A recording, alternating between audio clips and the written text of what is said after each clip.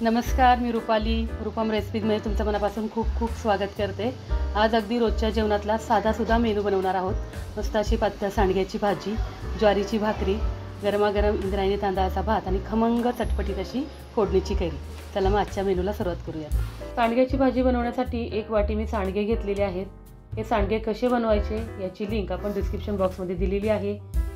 काही ठिकाणी याला वडे म्हणतात, प्रत्येक भागामध्ये याची रेसिपी वेगळी आहे, बनवण्याची पद्धत वेगळी आहे।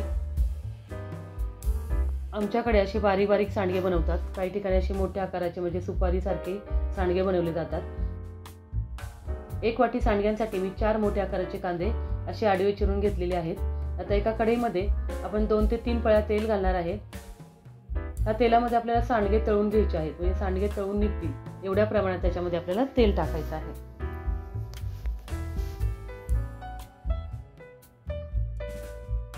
तेल गरम झालं की त्याच्यामध्ये आपण जे सांडगे घेतलेले आहेत ते टाकायचे आहेत आणि खमंग तळून घ्यायचे आहेत। लक्षात ठेवायचं आहे, जास्त करपवायचे नाहीयेत किंवा कच्चेही ठेवायचे नाहीयेत, असे मीडियम तळून घ्यायचे आहेत। अगदी 1-2 मिनिटात असे सांडगे छान तळले जातात। आता काढून घेऊयात। जास्त काळे करायचे नाहीयेत, अशा पद्धतीने थोडेसे सांडगे आपल्याला तळून घ्यायचे आहेत। आता त्याच तेलामध्ये आपण जिरे आणि मोहरी टाकूयात, अर्धा चमचा। कढीपत्ता टाकूया। फोडणी छान खमंग झाली की त्याच्यामध्ये आपण जो बारीक चिरलेला कांदा आहे तो टाकायचा आहे।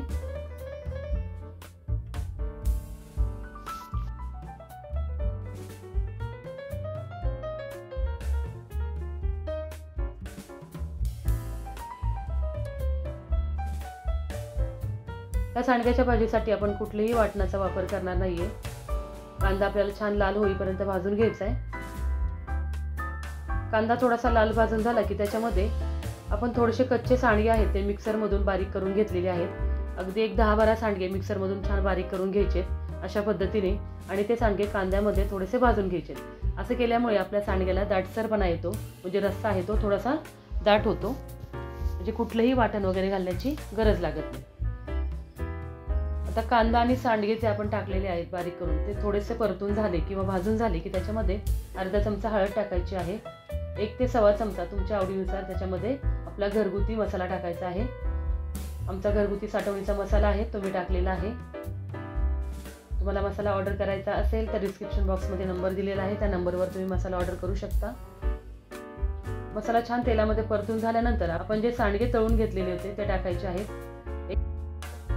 1 मिनिटभर छान परतून घ्यायचं आहे।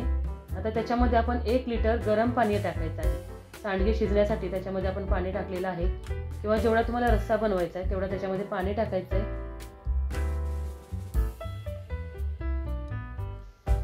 व्यवस्थित मिक्स करून घ्यायचं आहे।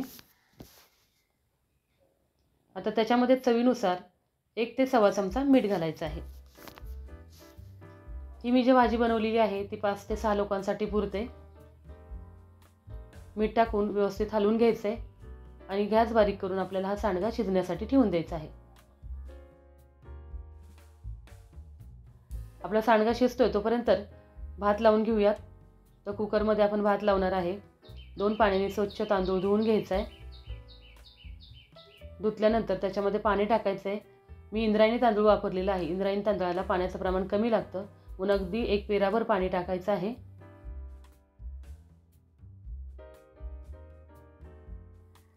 1 ग्लास तांदळाचा भात मी बनवलेला आहे। थोडंसं मीठ घालायचं आहे, अगदी थोडंसं साजूक तूप त्याच्यामध्ये घालायचं आहे। साजूक तूप घातल्यामुळे भात आहे तो जास्त चिकट होत नाही आणि खायला पण छान लागतो। 2 शिट्ट्यांमध्ये आपला भात शिजणार आहे। आता छान कैरी आपण चिरून घेऊयात। तोतापुरी कैरी मी घेतलेली आहे, ती जास्त आंबट नसते।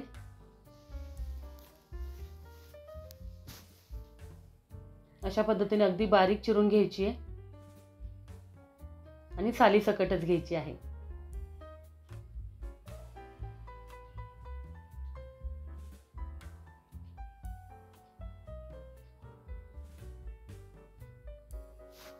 कैरी आपली छान चिरून झालेली आहे।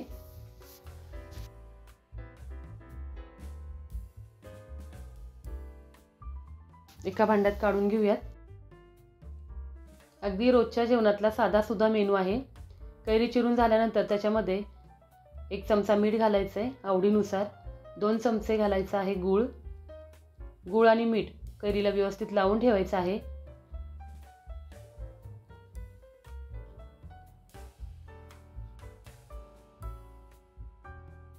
सांडगा पण आता आपला शिजलेला आहे, तुम्हाला दिसत असेल. घट्टसरपणा आलेला आहे. कुठलंही वाटण आपण त्याच्यामध्ये वापरलेलं नाही आहे. फक्त सांडगा आहे तो मिक्सरमधून थोडासा बारीक करून आपण त्याच्यामध्ये टाकल्यामुळे सांडग्याला थोडासा घट्टसरपणा आलेला आहे.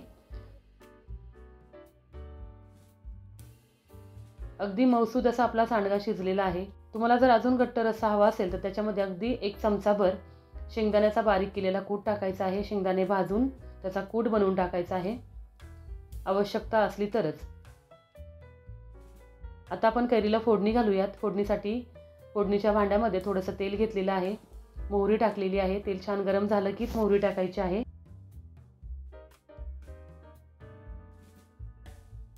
जिरे टाकायचं आहे. एक 4-5 आपण त्याच्यामध्ये मेथी दाणे टाकलेले आहेत. थोडासा हिंग टाकायचा आहे. गॅस बंद करायचा आहे. तेल आपलं छान गरम झालेलं आहे. पाऊण चमचा लाल मिरची पावडर आणि पाव चमचा हळद घालून ही फोडणी आहे ती कैरीमध्ये टाकायची आहे. कैरीला छान खमंग अशी फोडणी दिलेली आहे. अशा पद्धतीने आपली ही खमंग कैरी तयार झालेली आहे.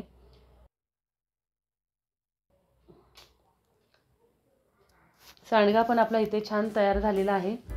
अगदी घट्ट असा रस्सा झालेला आहे, तुम्हाला दिसत असेल. कुठलंही वाटण आपण त्याच्यामध्ये वापरलेलं नाही आहे. वरून बारीक चिरलेली छान कोथिंबीर टाकायची आहे.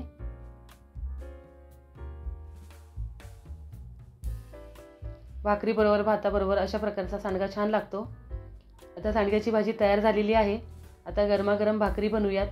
भाकरी बनवताना कधी पण पिठामध्ये अगदी थोडं थोडं पाणी टाकून पीठ छान मळून घ्यायचं आहे.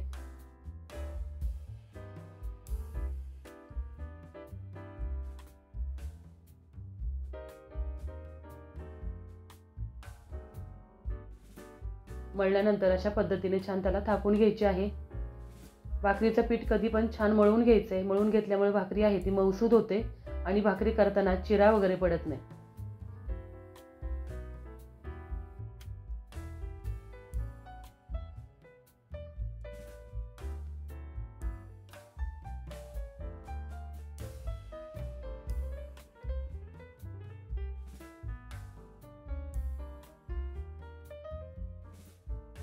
भाकरीच्या वरच्या साईडला अशा प्रकारे पाणी लावून घ्यायचंय.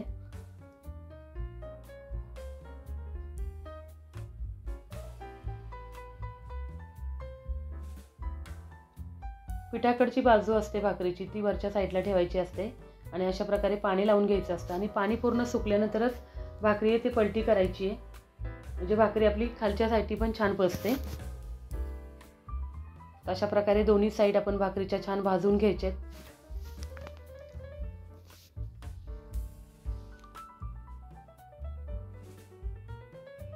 भाकरीचं पीठ छान मळून घेतल्यामुळे भाकरी आपली छान मऊसूद पण झालेली आहे, छान व्यवस्थित फुगलेली पण आहे.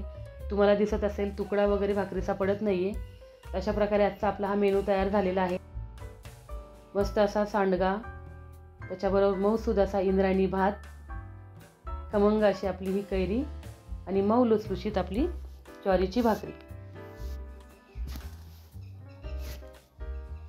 माझी तुम्हाला थाळी आवडली असेल तर नक्की व्हिडिओला लाईक करा, शेअर करा. नवीन असाल तर सबस्क्राईब करून शेजारील बेल आयकॉन दाबायला विसरू नका. चला मग भेटूया अशा छान छान डिलिशियस रेसिपी घेऊन पुढील भागामध्ये.